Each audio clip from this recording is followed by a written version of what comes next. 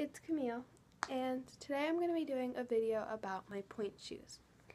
So, the first thing I'm going to talk to you about is what I put inside my Pointe shoes. So, the first thing I use is these ouch pouches, and these are from the brand Bunheads.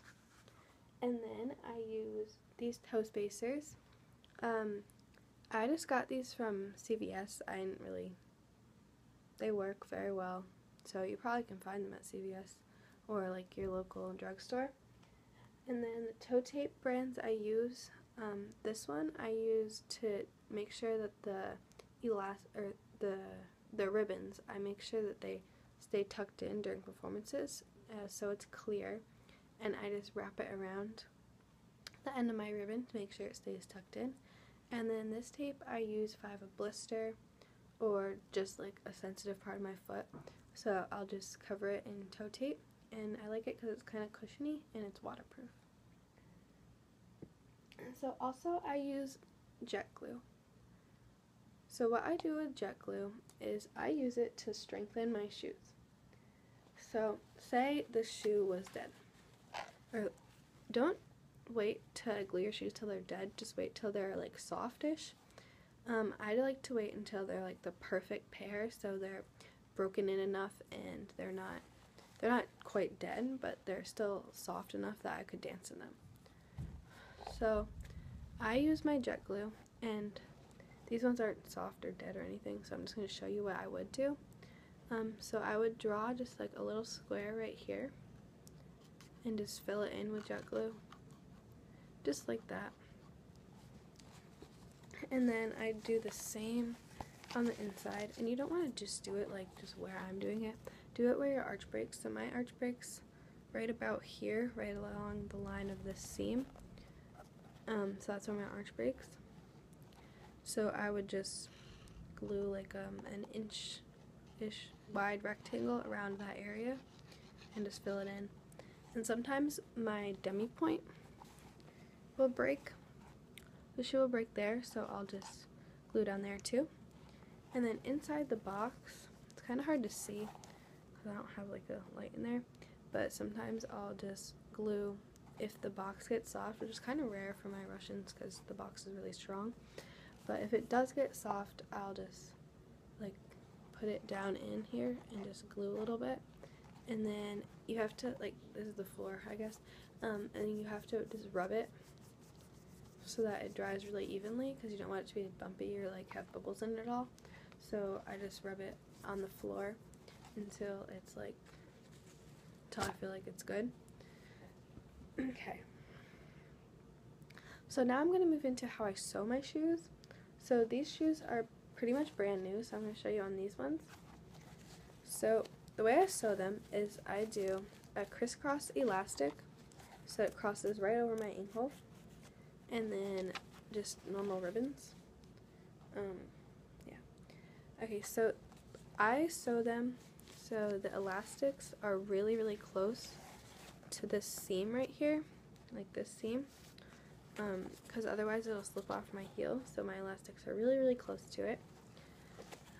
So the way I sew them is I go right through both layers, so if you look really closely on the outside you can see it, but I sew it right beneath this seam line, so you can't really tell very much at all. Like if you were far away, like you can't see it anymore, but yeah, it hides it really well. So then for the ribbons I do the same thing, so for the other end of the elastic I do the same thing, just right beneath the seam there. And then for the ribbons take me a lot longer, so I always fold the end just so it doesn't fray, so it looks like a little box, and then I sew all the way around it like that. But you only want to sew, so your shoes are 2 layers, so you only want to sew one of the layers. So see, you have this inside layer and this outside layer. So you only want to sew through the inside layer, because if you sew through the satin,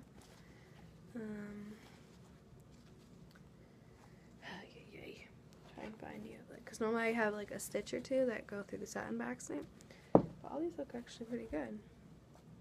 Oh, no, never mind. Alright, well, you just have a little like stitch on the outside, which you really can't tell, but still. And what I used to sew my shoes are bunhead stitch kits. Hold on one second, I need to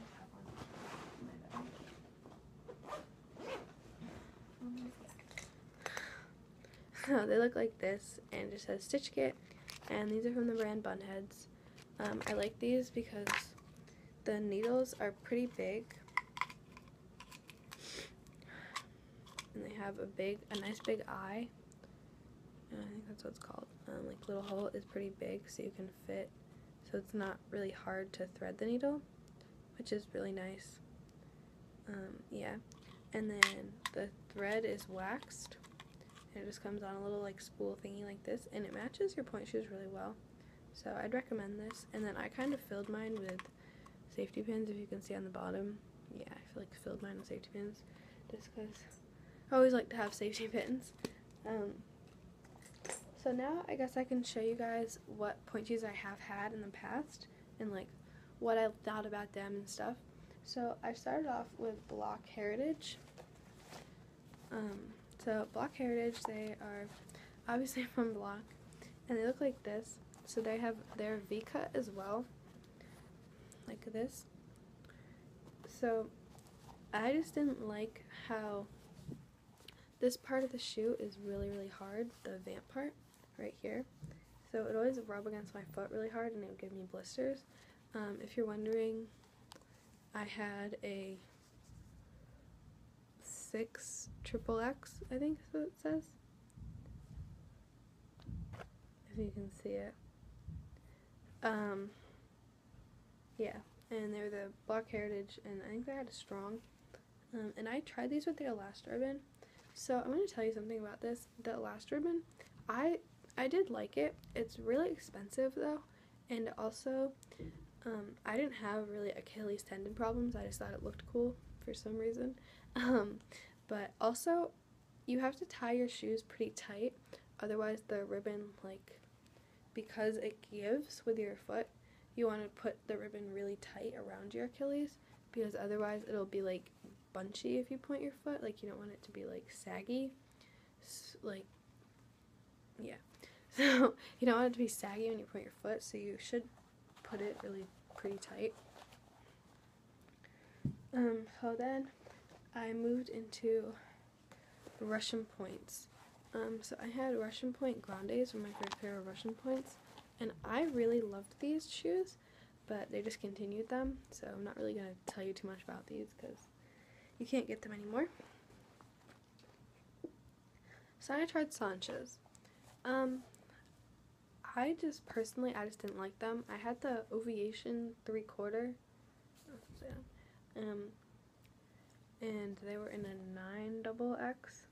I just didn't like them because they weren't barely tapered, and they were actually too small for me.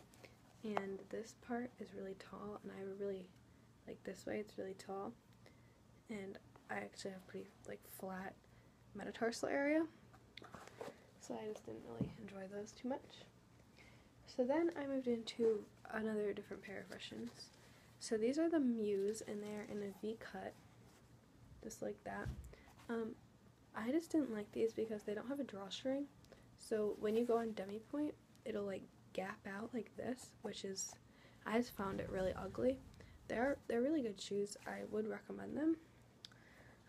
However, I just didn't like that they gapped out. Okay, so then the shoes I wear now, I've had these for a while, and they're also Muse, but they are U-cut. So they make more of a U shape, and they have a drawstring.